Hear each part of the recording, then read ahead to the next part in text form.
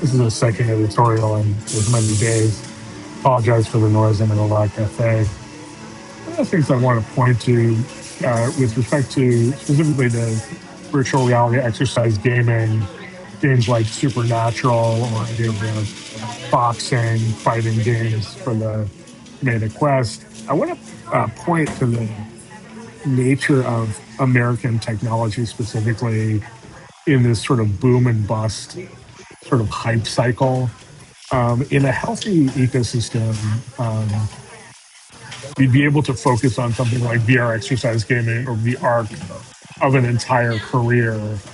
The stock market wouldn't latch on to VR for a relatively short time period, 2 years, a year, and then move on to blockchain, and then move on to AI, and then move on to whatever the next thing is.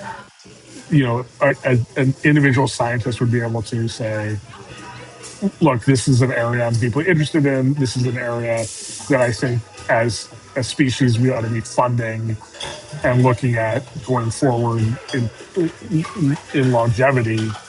Not there's a gold rush.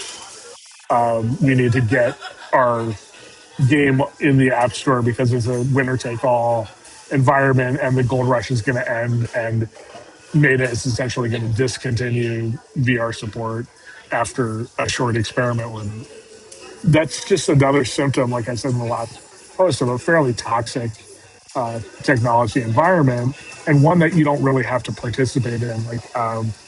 You may not make 20 to 1 gains in the stock market or get really rich focusing on something like VR gaming for a career, but it is a field with a depth of material that warrants doing that. So